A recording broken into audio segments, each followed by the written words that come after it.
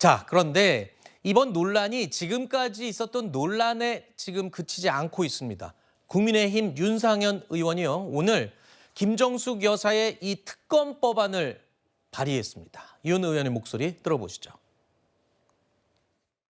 첫 배우자 단독 외교라고 칭했던 타지마할 방문이 결국에는 버킷리스트 외유였다는 정황이 속속 드러나면서 국민들의 공분을 자아내고 있습니다. 3박 4일 동안 기내식 비용 6,292만 원, 4인 가족 5년치 식비를 기내식 비용으로 썼다는데 이게 상식적으로 가능한 일입니까?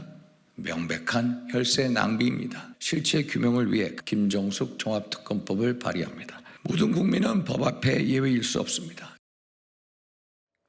지금 여당과 대통령실은 야당으로부터 갖가지 특검법으로 공격을 받고 있는 상황인데, 국민의힘 의원이 김정숙 여사 수사를 위한 이 법안을 발의한 건 이번이 처음이잖아요. 네, 발의한 건 처음이죠. 아마 이 방송을 보고 계시는 시청자들께서도요, 저 사안의 진실이 무엇인지 규명되기는 많이 원하실 것 같아요. 아마 지금 점심 식사를 하시면서 이 방송을 보고 계실 텐데, 점심 얼마짜리를 드시고 계십니까? 요즘 10,000원 밑으로 점심 먹기 힘들잖아요. 10,000원, 11,000원, 12,000원이 기본이고, 아주 싼 곳을 운 좋게 찾으면 뭐 8,000원 정도 할 겁니다. 그런데 김정숙 여사가 그 당시에 인도를 가면서 이 기내식으로만 그 일행들이 한 끼당 한 44만 원 정도씩 소비를 했다는 거 아닙니까? 최초의 초대를 받은 것은 도종환 문체부 장관인데 옆구리 찔러서 절박기식으로 초청장을 받아서 김정숙 여사에게 초청장이 온 것은 인도로 출발하기 불과 9일 전입니다. 이렇게 해서 국민의 혈세가 낭비된 사안이기 때문에 이것은 진실을 가려야죠. 사실은 특검보다 더 좋은 방법이 있습니다. 지금 이 모든 논란들이 사실이 아니라면 김정숙 여사 얼마나 억울하겠습니까? 또 문재인 전 대통령 얼마나 억울하겠습니까? 그러면은요, 민주당이 지금 야권이 192석이라고 하는 막대한 의석을 가지고 있으니까 국회 3분의 2가 동의하면은 국회에서 의결해서 대통령 기록물 열람해서 공개할 수 있습니다. 그렇게 해서 공개를 하면은 그분들의 억울함이 말끔하게 해소가 되겠죠. 민주당이 선제적으로 대통령 기록물 공개를 의결해 줬으면 합니다. 네. 일단 그 김정숙 여사가 옆구리를 찔러 갔는지 어떤 공식적인 라인이 있었는지는 정확하게 확인 중에 있는 것으로 알고 있고요. 또 그렇습니다. 도종환 장관이 먼저 초청을 받았다. 그런데 도종환 장관이 수행이지 김정숙 여사가 도종환 장관의 수행인 건 앞뒤가 안 맞는 거 아니겠습니까? 저는 이런 사안에서 김정숙 여사 이름을 빼고요, 김건희 여사를 넣는데 거기에 대해서 이건 관광이다, 단독으로 해외에 정상을 만나는 그런 일정을 소화했는데 그냥 외유성이다라고 비판하는 만약에 민주당 인사가 있으면 저는 반대 의견 낼 겁니다.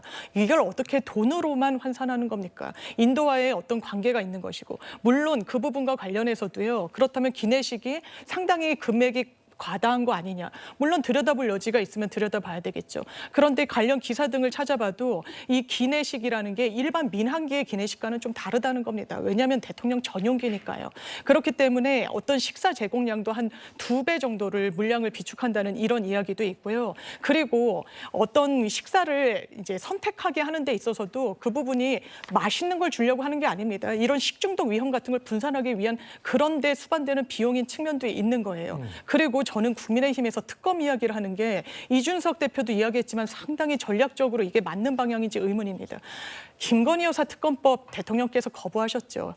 지금 대한민국 해병이 사망했는데 특검법 거부했습니다. 그 부분과 관련해서, 그러면 그 부분과 관련해서 김정숙 여사의 과거 이런 기내 식비와 관련해서 특검을 하자는 걸 국민들이 당하시겠습니까? 네, 방금 이준석 대표의 이야기를 언급하셨는데 실제로 입장을 그렇게 밝혔어요. 이번에 윤상현 의원의 이 법안 발의나 이런 여러 가지 문제 제기가 일종의 보여주기다, 쇼다, 뭐 이런 식의 반응을 보이기도 했거든요. 왜냐하면 정부 부처의 이 조사, 이 입장을 오히려 믿지 못하는 그런 상황이 되는 거다. 지금 그 얘기잖아요.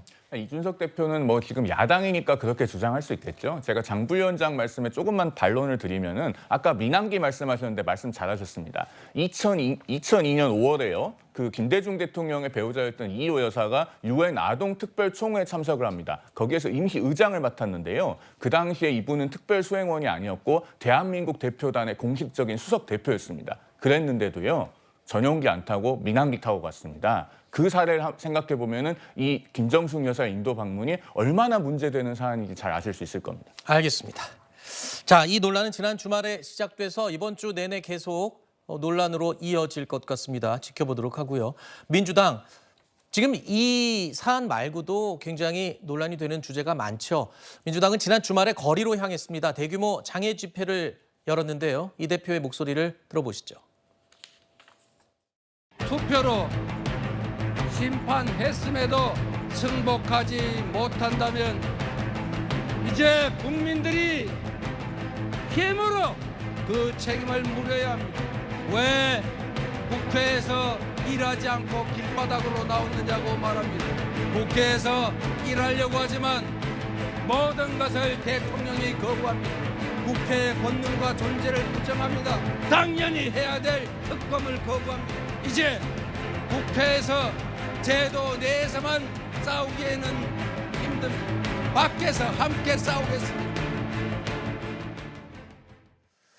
자, 민주당은 이미 특검법 카드가 여러 장 있었죠. 그런데 지금 시기적으로 볼 때 김정숙 특검법에 대한 맞불 카드로 이 나머지 카드들을 또 던지게 된 셈입니다. 아마 더 강력하게 맞불 작전에 나오지 않을까 그런 생각이 드네요. 저는 근데 계속해서 이제 뭐 이거 그 국민의힘에서 뭐 이른바 이제 김정숙 특검법 이야기하는 게 총선 때가 생각나요. 그때 이제 정권 심판론이 보니까 2조 심판론 했거든요. 같이 한번 심판해 보자. 이것도 마찬가지죠. 전 대통령 영부인에 관련된 수사, 김건희 여사 관련된 뭐 여러 가지 이야기 때문에 우리가 맞불로 하겠다는 건데 결국은 약간 국민이 호응을 안 해줄 것이다. 왜냐면은 지금 김정숙 여사는 영부인이 아닙니다. 이미 죽은 권력이에요. 그리고 저는 계속해서 이제 뭐 대통령 영부인에 대한 외교 활동에 대해서 계속 문제를 제기할수록 오히려 지금 현 대통령과 대통령 영부인에 대한 활동이 더 제약이 간다. 그래서 이게 전체적으로 국익한테 전혀 도움이 안 된다. 이런 생각을 가지고 있고요. 그리고 지금 이제 민주당 당내에서 지금 화면에 보이는 것처럼 일부 이제 그 뭐 특검법 지금 이성윤 의원이 뭐 관련해 가지고 뭐 여러 가지 특검 법안을 냈는데 이렇게 뭐 민주당이든 국민의힘이든 이렇게 특검법 계속 남발하는 게 크게 도움은 되지 않을 것이다. 이렇게 좀 개인적인 생각을 가지고 있습니다. 요즘 우리 국민들도 다 비슷한 생각을 하고 있죠. 국회가 무슨 특검법을 위해 존재하는 곳이냐라는 일부 지적도 있기도 한데요.